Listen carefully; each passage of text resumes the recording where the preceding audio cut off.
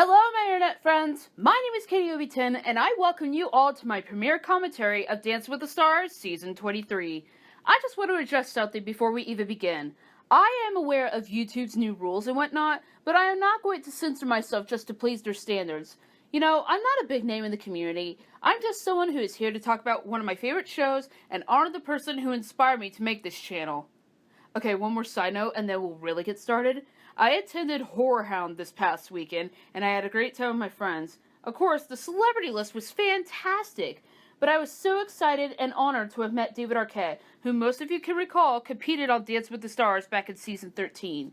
He was very sweet, and he was so touched that I actually remembered him competing with Kim Johnson. We got to talk about this season, and we did agree on a couple of things. And of course, my heart does go out to him and his family in light of his trans siblings passing. Okay, let's talk about the premiere.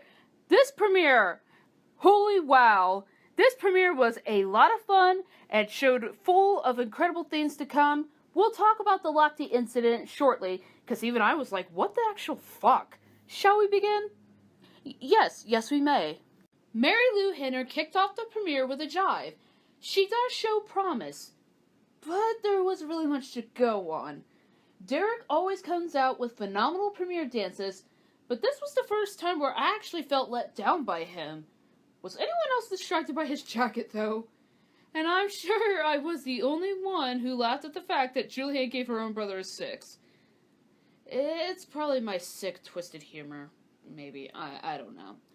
Not bad for Mary Lou and Derek, but I was expecting something better than what we were given.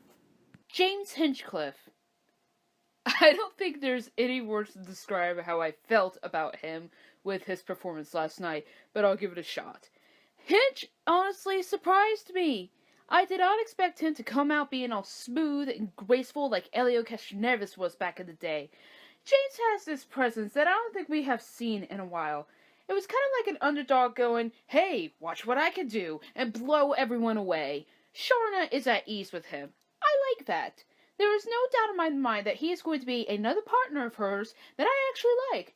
It's very rare for that to happen with any of the pros. I expect great things from Hinch now. I want to see him for the long run. I'm not calling this fucker Megatron. Ever. Okay, Calvin and Lindsay. They definitely remind me of Vaughn and Whitney. It was a good routine, but I think it was easily forgettable. He did prove his sister and some naysayers wrong. I do enjoy the partnership. I do want to see more of this. I just want them to work harder at this. It was a slow start for their journey, but if they play their cards right, I think they will knock a lot of socks off. Marsha! Okay, I just had to get that out of the way. Alright, joke over. Okay, Maureen is wise for her years, and I love her connection with Artem. But on the dance floor, she needs to let loose and work on her arm structure. I love seeing Florence Henderson in the audience supporting her TV daughter. So sweet and genuine. Arnett being sweet and protective of Maureen is also wonderful to see. Her kind and sincere vulnerability will carry her through her journey, and I hope the end result is what we all want. I have been awaiting Allison's return to the ballroom since she had her son Maddox in March. She's my favorite female pro, no question about it. And Babyface looks fantastic for his age. I gotta know his secret. His lines were smooth, his legs were a bit rough. I loved how he and Allison were in sync while being side by side. His smile is infectious. He has a great energy and a calming presence. Babyface, way to represent us back in Indiana. I can't wait for more. Ugh. Was that a foxtrot or a striptease? Either way, Amber set the bar low for herself. She's this supposed confident woman, but comes out insecure like her rival Kim K. It also reminded me of Leah Thompson from season 19. They made her out to be like a sexy cougar when she was just a shy kitten. Amber is personally not my cup of tea. Max is too philosophical? Sure, let's go with that one. But what the fuck is happening with this partnership? Will she come back with a feather, wow. I'm okay, I'm tired. Will she come back with a better first impression? God, I hope so. I really, really hope so. I can't take this shit anymore. You know, in full honesty, this dance was stupidly cheesy, and somehow it worked for Vanilla Ice and Whitney. I think the producers just wanted to get the song out of the way so we could actually focus on what we could expect other than that one track. How else could I describe this number? It was like watching a Throwback Thursday video. I agreed with Lynn. There wasn't much of a cha-cha going on. It was just all hip-hop. For me, at least. You know, for what it was certainly entertaining. Despite my initial concerns, I think Vanilla Ice does have potential. Well, that is, if America can take him serious as well. That was one of the most sexiest Viennese waltzes I have ever witnessed in all my time of watching this show. Jana was fantastic, and Gleb was smoking hot. The song really didn't fit the routine, though. They could have slowed it down in some parts. Okay, so some movements need a bit of improvement, but Jana's lines were great for the first week. Purely impressed on that. She has plenty of talent and knows how to show it off.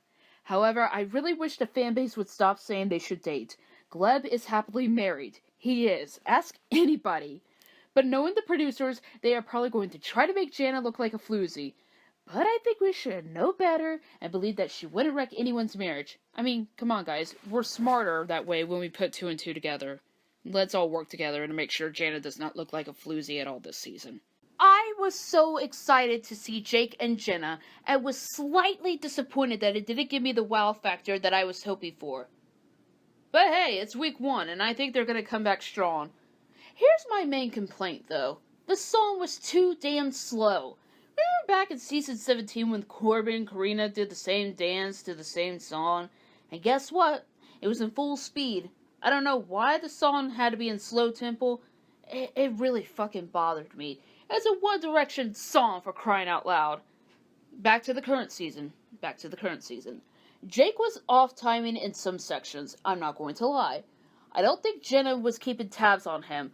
I love her, but I think she was only focused on showing everyone her awaited chance of being a pro.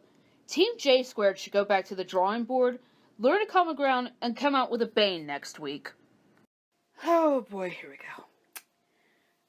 And here we have the Jerry Springer of season 23, former Governor Rick Perry. He's only doing this show in preparation for his daughter's upcoming nuptials. I don't know whether or not to cry for Emma. It was a bit of a train wreck. He's the former governor of Texas. The song was called God Bless Texas. The artist was named Little Texas. We get it. Can we just eliminate Rick already? If so, let's do it Texas style. Who's with me? Anyone? Let's move on to Tara. It's official. I'm literally in love with Tara and Sasha. They proved they are definitely worthy of this competition. I am full on board with this pairing, and I am one of their supporters. Tara is absolutely correct. We should be praising her for being herself, not just because she's a little person. She had a lot of energy, and she had the time of her life. She was smiling ear to ear while performing. If she could dance like that with no problems, then I want to see more of what she could do. Well done, Tara. Praise, girlfriend. He needs to work on his frame and leg work. Other than that, I think Ryan would be alright. But let's all be real, no one was paying attention to the dance. They were paying attention to what was going on after the routine. These two assholes basically attacked Lochte, protesting his participation on the show. They're basically cowards and pure foolish to do that. I just want to quote my boy Derek on what he had to say about this whole incident on Snapchat. Dancing with the Stars is a positive place, it's a loving place, it's our home. You don't bring that in our home, it's unacceptable. And I fully agree with Derek on that statement. You know, I don't give two shits about Lochte over his bullshit scandal, but there was no need to bring that on live television. If you're going to ambush him, there were other ways to do that. I feel bad for him, I feel bad for Cheryl. I bet you security is going to be tighter because of this incident. There was just no need for that bullshit. Absolutely petty and childish. I still don't care for Val, but I have to say that Laurie was phenomenal. Here's the thing. Are the producers trying to pimp Laurie so Val can win another fucking mirror ball? Oh god, I hope not. I'm still severely salty on season 20. You can't even bring up that season with me. I'll lose my shit, basically.